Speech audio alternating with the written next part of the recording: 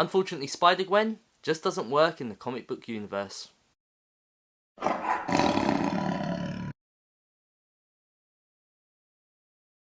With the success of Sony's Into the Spider-Verse and its sequel Across the Spider-Verse, it's easy to forget that most people didn't know who Gwen Stacy was just a few years ago. In fact, if you were to ask the average fan back then who Spider-Man's love interest was, they'd likely say Mary Jane Watson, or maybe, just maybe, Black Cat, but never Gwen Stacy.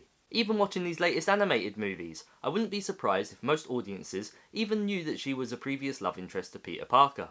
And why is that? Well, it's likely because Gwen Stacy has been dead in the Marvel continuity for almost half a decade. Even the beloved 1994 animated series avoided telling the story of Gwen Stacy, as at the time they rightly thought that killing off Spider-Man's love interest might be a bit too dark for kids. Anyway, I digress. After all, this video isn't about Gwen Stacy per se, but instead her multiversal counterpart, Spider Gwen, aka Ghost Spider. Spider Gwen is a superhero appearing in Marvel comic books created by Jason Latour and Robbie Rodriguez.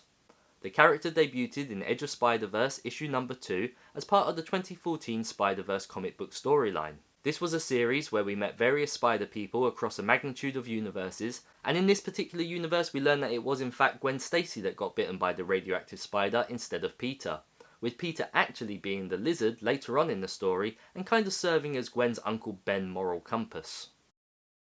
Fans loved this concept, and so she went on to have her own ongoing series titled Spider Gwen in 2015. This first run was created by the original creators of the character, and continues to tell a very interesting and fun story about her and the universe in which she lives. Then Marvel, in their infinite wisdom, decided to reboot the series. At the time of publication, Marvel was really big on the idea of new number ones, and so this series, along with many others, was rebooted constantly. So after its first run, we got Radioactive Spider Gwen, which ran from October 2015 to July 2018. Then we got another reboot in October of 2018 to July 2019, which concluded her original in-universe story. That's right, that concluded her in-universe story. After all, it wasn't enough for Marvel to simply keep the newly loved character within her own universe and continuity. Oh no, they wanted to drag her into the 616. So up until 2019, despite all the reboots, this was still Jason Latour's story, and so it really worked. It was concise and all made sense. Unfortunately, however, because of all these reboots with regards to the numbering system, along with gaps between releases, fans kinda lost interest in the character and the series, and so it was cancelled. However, Gwen would soon find popularity among the masses with a little movie titled Into the Spider-Verse. Honestly guys, I genuinely believe that if that movie hadn't have come out, this character, this concept of Spider Gwen, would have simply disappeared.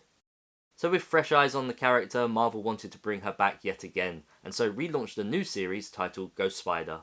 Which is fine, it makes a lot of sense. After all, you can't really have a superhero running around with a secret identity using her actual name. But we have to remember that for almost 4 years, fans who had been following her arc within the original comic book run have always referred to her as Spider Gwen.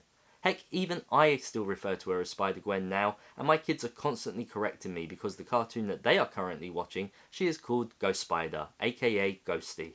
Anyway, cashing in and copying the movie, Marvel opted to make the character an interdimensional traveller, finally having her land in the 616 and completely severing her from her own universe and all that unique and interesting world building the creators had done. Now, unfortunately, she's just another generic spider-themed character living within the 616 where we already have both Peter and Miles, not to say the many clones and other versions that we have since encountered.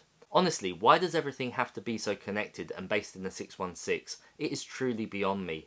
I think it was, and still continues to be, a big mistake on Marvel's behalf, but hey, they're not going to change. Gwen being part of the 616 is just so unnecessary. Granted, they have mixed it up a little, giving her the symbiote and changing up her power set, but for the most part, much like with Miles, she just isn't needed when you already have Peter Parker in that universe.